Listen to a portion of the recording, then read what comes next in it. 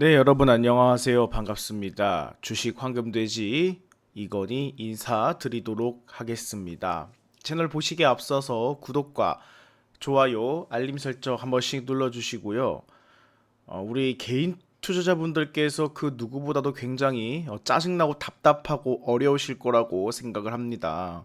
삼성전자랑 SK하이닉스가 폭락이 나오면서 매수 사이드카, 매도 사이드카가 연일 반복하고 있고 정말 전 세계에서 이렇게 정말 말도 안 되는 변동성이라든가 혼란스럽게 하는 시장이 지금 우리나라밖에 없지 않을까라는 생각을 가지고 있어요. 정말 개인적인 생각이겠지만 그 누구도 지금 함구하고 있기 때문에 이 혼란스럽고 말도 안 되는 시장을 그 누가 하나라도 나서서 우리 개인 투자분들이 이해를 할 수 있을 만한 또는 여기에 대한 불확실성적인 측면을 조금 빠르게 대책 방안을 내놓거나 현재 상황에 관한 원인을 좀 짚는 명확한 이런 이야기가 나왔으면 좋겠는데 그 어디에서도 이야기를 하고 있지 않고 함구하고 있고 그냥 사실상 방치 상태로 두다 보니까 우리 여러분들의 약간 이런 혼란스러움이 더욱더 가중될 것이라고 생각을 합니다.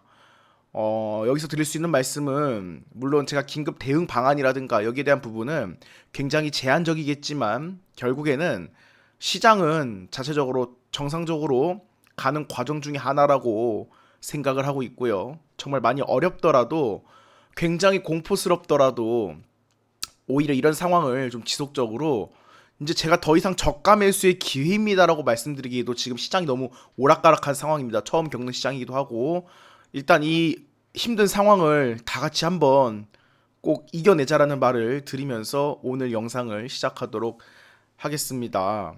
일단은 이렇게 빠지는 시장이 없어요. 미국 나스닥 선물조차도 저렇게 안 빠지고요. 아시아 증시에서도 지금 낙폭이 제일 큰 상태입니다. 반대로 오를 때도 제일 큰 상태가 연출되고 있는데 이거는 정말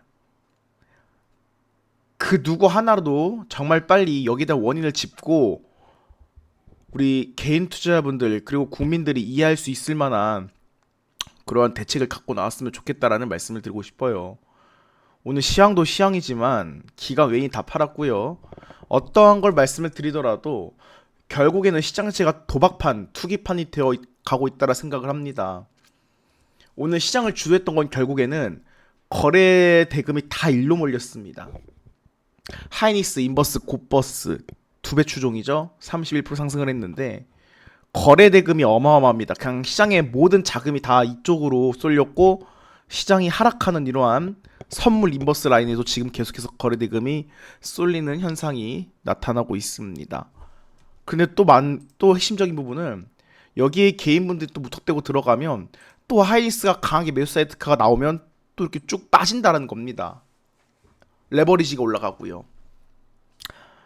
지금 거래량 자체가 다 이쪽으로 몰려있다는 것 자체는 시장 수급 쏠림이 아니라 시장에서 감당할 수 있는 돈은 제한적인데 다 이쪽으로 쏠려버리면 당연히 전체적인 시장이 망가질 수밖에 없다라고 생각을 합니다.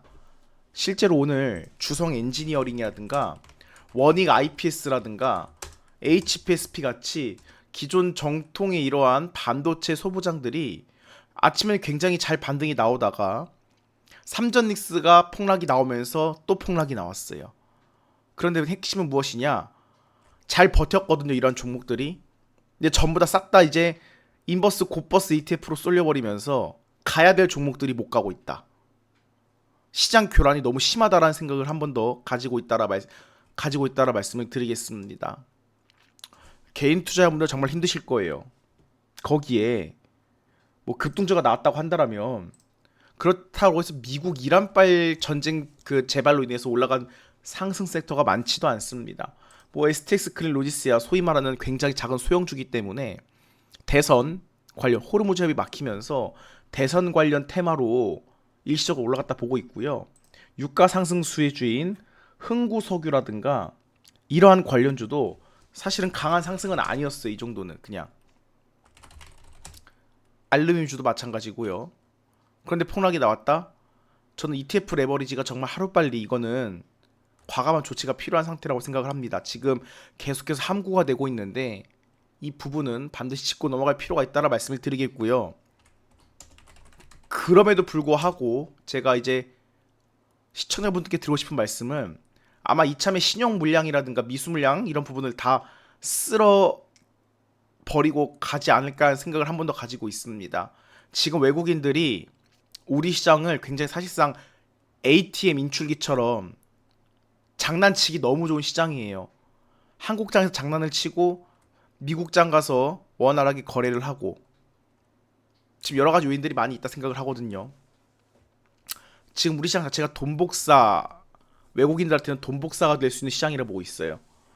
그럼 결국에는 우리 개인들이 총알바지가 돼가지고 지금 막대한 손실을 입고 있다라는 것인데, 일시적으로 지금 공매도 정지 조치가 나오는 것도 아니고 쏠림 현상이 나오면 통상적으로 다른 이러한 종목들이 거래량 C가 많아서 폭락한 이유도 역대급 공매도 잔고가 그 한 몫을 하고 있다라고 생각을 하고 있습니다. 이런 걸 전반적으로 분석을 해서 하루빨리 어느 정도 조치가 들어가고 개인 투자자분들이 안심하고 주무실 수 있는 그런 정책이 하루빨리 논의가 되었으면 좋겠다는 말씀을 드릴게요. 그럼에도 여러분들 저는 하반기에 실적주는 간다라고 말씀을 드리겠습니다. 하이브라든가 제가 동국제약 오늘 좀 급등이 나왔다가 빠졌죠. 그리고 그전 언급드렸던 자사주 매입 관련주 PS 일렉트로닉스라든가 여러 주식들이 있죠. 이러한 관련주들 지속적으로 바닥권에서 눈여겨보시라 말씀을 드리겠고요. 이수화학도 제가 어제 언급을 드렸는데 오늘 장중에 10% 정도 급등이 나왔습니다. 근데 가야 될 자리에서 못 갔다라고 생각을 하고요. 실적이 받쳐주는 종목들 여러분들 눈여겨보시라라고 다시 한번 말씀드리겠습니다. 그리고 삼성 파운드리 관련주들이 지금 낙폭이 컸어요.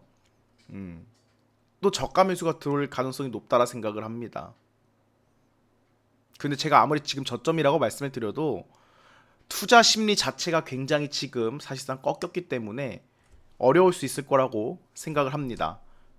그래서 저는 여러분들 지금 왜 계속해서 종목을 발굴해 놓고 우리가 7월 달은 사실상 넘겨야 한다라고 생각을 하는 게,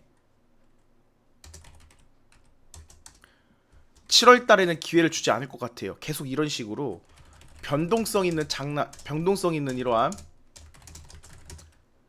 시장이 전개가 되지 않을까라는 말씀을 드리고 싶습니다. 어지러운 부분이 너무 많이 있잖아요. 뭐 우리가 ADR 상장은 이미 끝났고 국민연금의 리밸런싱도 마찬가지고요. ETF 레버리지에 관한 이야기가 아예 안 나오고 있어요. 그런데 7월 중에는 단 한 번이라도 나오지 않을까라는 생각을 가지고 있습니다.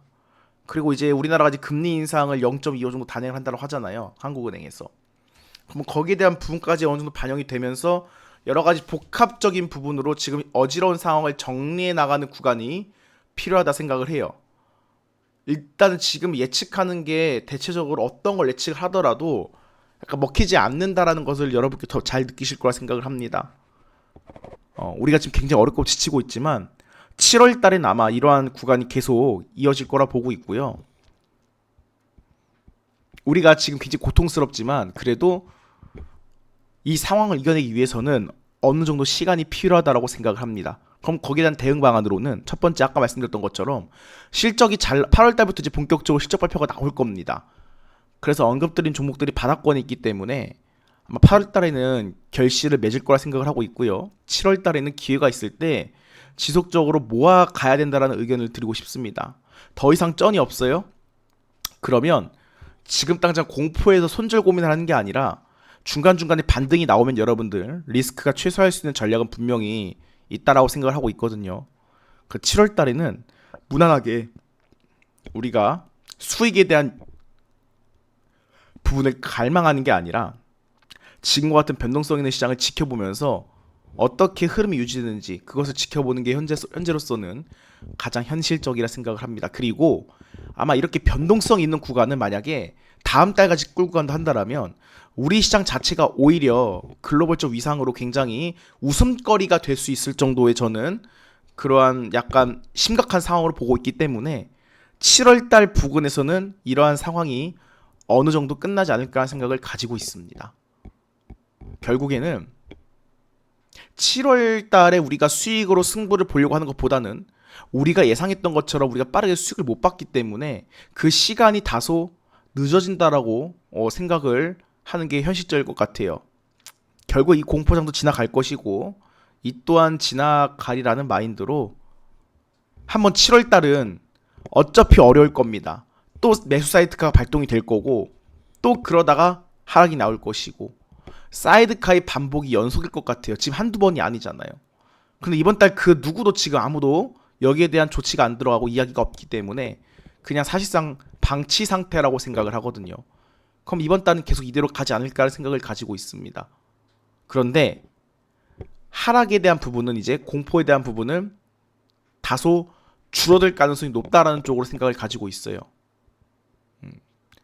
여기서 지금 실적이 멀쩡한데도 불구하고 잘 나온데도 불구하고 그 어디 지금 글로벌적으로도 뒤지지 않고 성장성이 이어지고 있는데 공포성 이야기만 나오고 사실상 자꾸 겁을 주는 뉴스를 내면서 하락을 시킨다고 한다라면 저는 그 부분은 분명히 이제 우리 개인 투자자분들의 인내심도 한계에 달할 구간이 머지 않았다라고 생각을 가지고 있기 때문에